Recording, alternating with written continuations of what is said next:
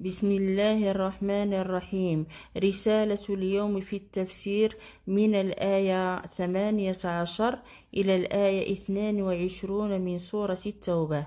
قراءة هذه الآيات وتفسيرها. إنما يعمر مساجد الله من آمن بالله واليوم الآخر وأقام الصلاة وآتى الزكاة ولم يخش إلا الله فعسى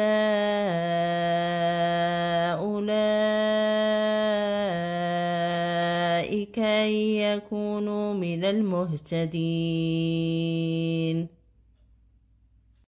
أي لا يعتني ببيوت الله ويعمرها إلا الذين يؤمنون بالله واليوم الآخر ويقيمون الصلاة ويؤتون الزكاة ولا يخافون في الله لومة لائم.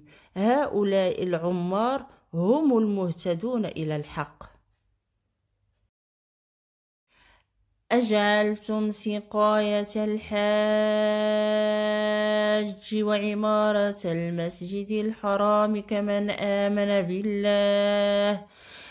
آمن بالله واليوم الآخر وجاهد في سبيل الله لا يستوون عند الله والله لا يهدي القوم الظالمين.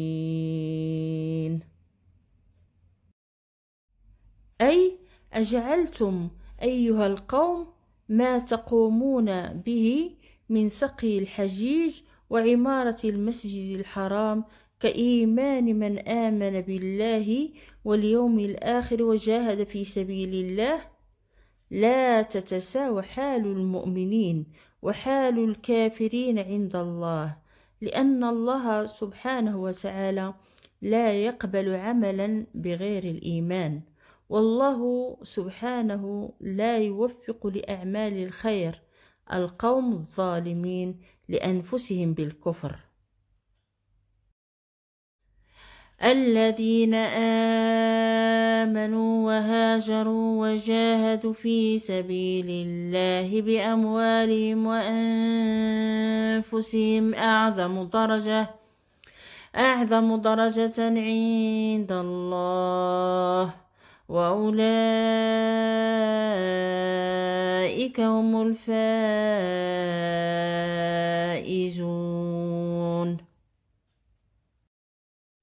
أي الذين آمنوا بالله وتركوا دار الكفر قاصدين دار الإسلام وبذلوا أموالهم وأنفسهم في الجهاد لإعلاء كلمة الله، هؤلاء أعظم درجة عند الله وأولئك هم الفائزون برضوانه. يبشرهم ربهم برحمة منه ورضوان وجنات لهم فيها نعيم مقيم. أي إن هؤلاء المؤمنين المهاجرين لهم البشرى من ربهم بالرحمة الواسعة والرضوان الذي لا سخط بعده، ومصيرهم إلى جنات الخلد والنعيم الدائم خالدين فيها أبدا إن الله عنده أجر عظيم. أي ماكثين في تلك الجنان لا نهاية لإقامتهم وتنعمهم، وذلك ثواب ما قدموه من الطاعات والعمل الصالح في حياتهم الدنيا.